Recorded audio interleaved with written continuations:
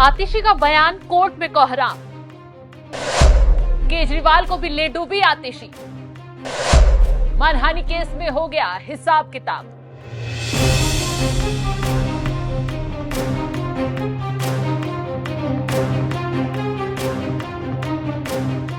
नमस्कार, आप देख रहे हैं एनएमएफ न्यूज में आपके साथ शबनम।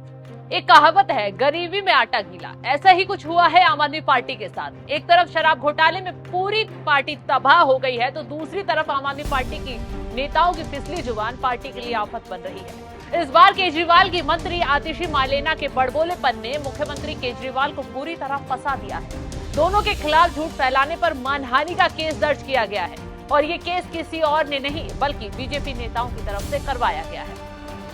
दरअसल दिल्ली बीजेपी के मीडिया प्रमुख प्रवीण शंकर कुमार ने कोर्ट में आतिशी केजरीवाल के खिलाफ मानहानि का केस किया है।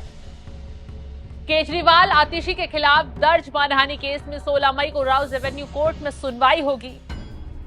कोर्ट ने शिकायतकर्ता का स्टेटमेंट दर्ज कर लिया है। कोर्ट तय करेगा कि आतिशी और केजरीवाल को समन जारी करना है या नहीं। शिकायत में बीजेपी नेता प्रवीण शंकर ने आरोप लगाया कि आम आदमी पार्टी के दोनों नेताओं ने बीजेपी पर झूठे आरोप लगाए कि वो आपके नेताओं को खरीदने की कोशिश कर रही है। इस तरह के आरोप बीजेपी के कार्यकर्ता और नेताओं की प्रतिष्ठा को कम करने के इरादे से लगाए गए। बीजेपी ने आम आदमी पार्टी के आरोपों को झूठ, मनगढ़ंत और हेरफेर वाला बताया है। कोर्ट में बीजेपी की तरफ से बाकायदा कहा गया है, आम आदमी पार्टी के नेता कह रहे हैं कि बीजेपी उनकी पार्टी के नेताओं को अपनी ओर लाने के लिए 20 से 30 करोड़ रुपए ऑफर कर रही है।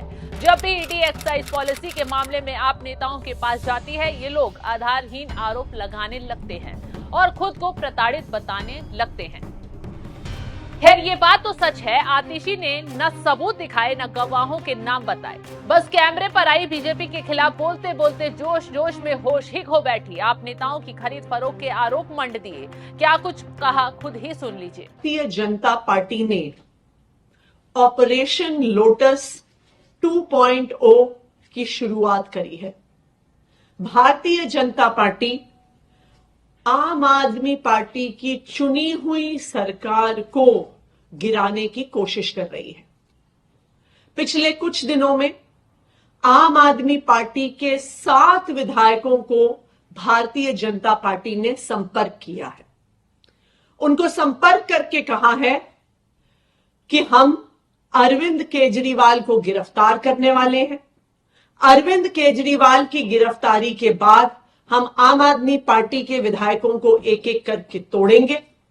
उन्होंने कहा कि हम आम आदमी पार्टी के 21 विधायकों के संपर्क में हैं। उन 21 विधायकों के माध्यम से हम दिल्ली की चुनी हुई सरकार को गिरा देंगे।